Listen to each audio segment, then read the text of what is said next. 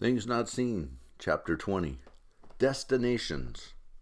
A half hour later, I'm shivering, standing at the corner of 57th and Ellis. My hand is cramping up from holding the roll of money so tightly. I wait till the coast is clear and tuck the cash between my left arm and my rib cage, hidden by a layer of non-reflective flesh. Alicia is late. I look at the bank clock and decide to give her until 11:22. Then I see her tapping toward me, and I start trotting the half block to meet her. It's too crowded, so I can't yell out, "Hey, Alicia," or something like that. I get close, and I'm about to say a quiet hi, but there's something about the look on Alicia's face that stops me. I look behind her, and I see the problem. The blind girl has a shadow. It's her mom. Mrs. Van Dorn is about 30 feet back, holding a book open in one hand and glancing down at it every few steps so she won't look odd for walking so slowly. Falling in step alongside Alicia, I whisper, "Don't stop and don't look toward my voice. Your mom is behind you." Without breaking stride or turning her head, Alicia hisses, "I know. She can always tell when I'm lying, and it makes me crazy. She's so stupid that she thinks I can't tell when she's following me. Our front door makes this squeaking groan, and I can hear it half a block away." "So, what are you going to do?" "Go to the library, like I told her. And once I'm there, she'll get bored and leave."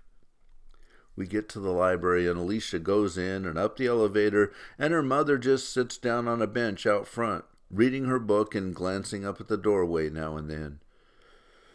The look on Mrs. Van Dorn's face makes me feel sorry for her. She seems so sad and alone.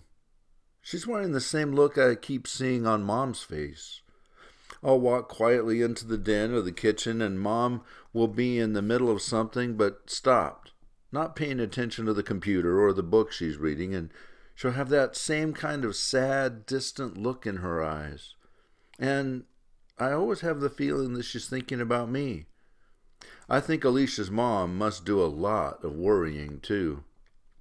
10 minutes go by, and then Mrs. Van Dorn gets up, heaves a big sigh, puts her book under her arm, and starts walking slowly back toward her house.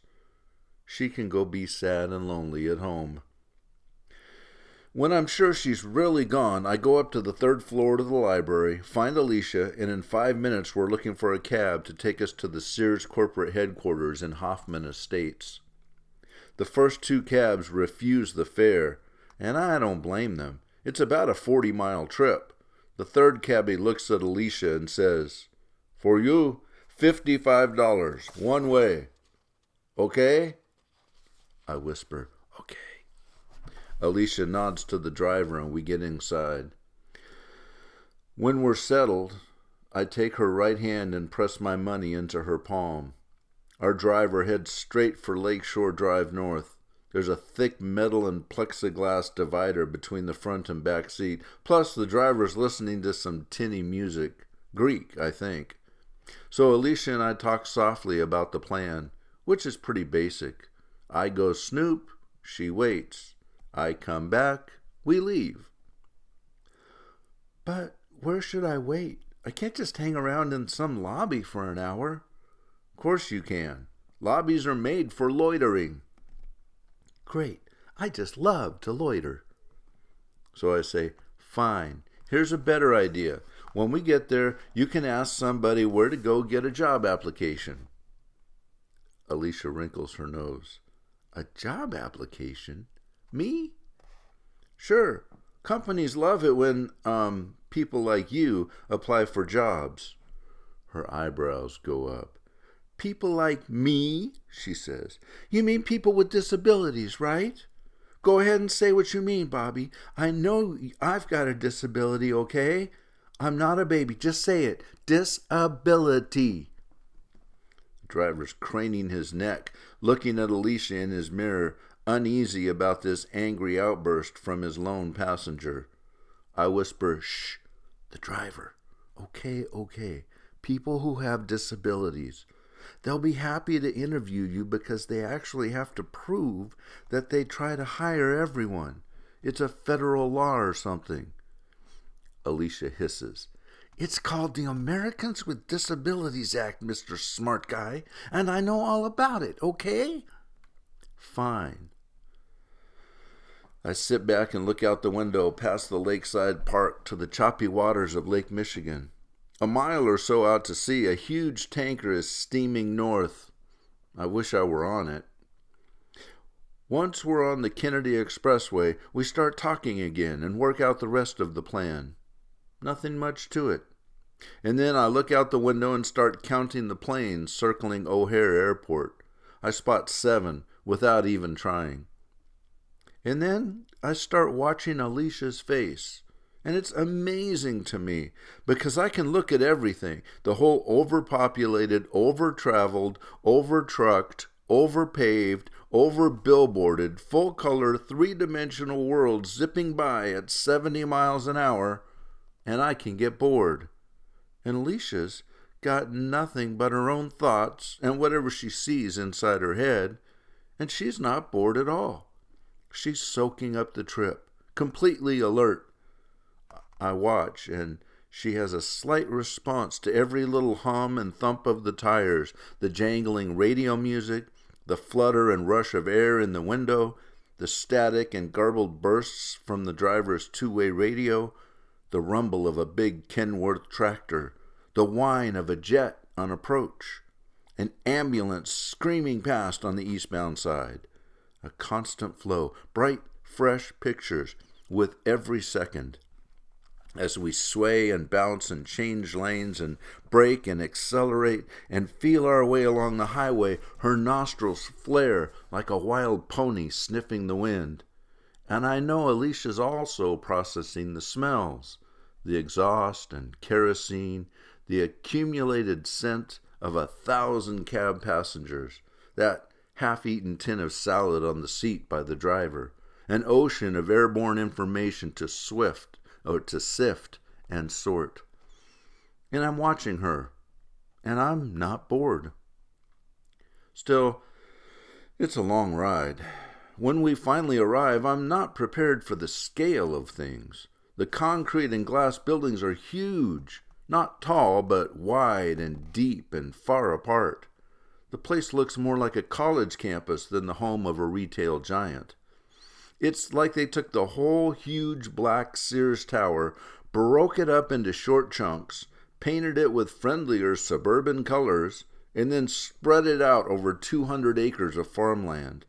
Bike paths, a fake pond or two, a basketball court, a huge daycare facility. Very pleasant, unless you don't know where you're going. The young woman at the reception desk inside the foyer of the main building looks at Alicia, takes in the whole picture, and then says, "Miss, may I help you find someone?" Alicia goes to work. She faces the woman's voice, smiles, and says, "Yes, I'd like to speak with someone in the employment office. I don't have an appointment. I'm just looking for some information about hiring practices for persons with disabilities." "Of course. May I have your name?" "Alicia Van Dorn." "Please wait just a moment, Miss Van Dorn." While the lady punches out numbers on her phone, I scan the Sears Merchandise Group map and directory on the wall behind the desk. And I find what I need. Legal Services is in a building about a quarter mile away. I make a mental note of where the employment offices are, and now I can leave. That's what Alicia and I planned. She's going to do her thing, and I'm going to do mine. When I'm done, I find her. It was 11:45 when we got out of the cab. The deal is that if I don't find her by 1:15, she has someone call her a cab, and she goes back to the library in Hyde Park. But I don't leave. I wait.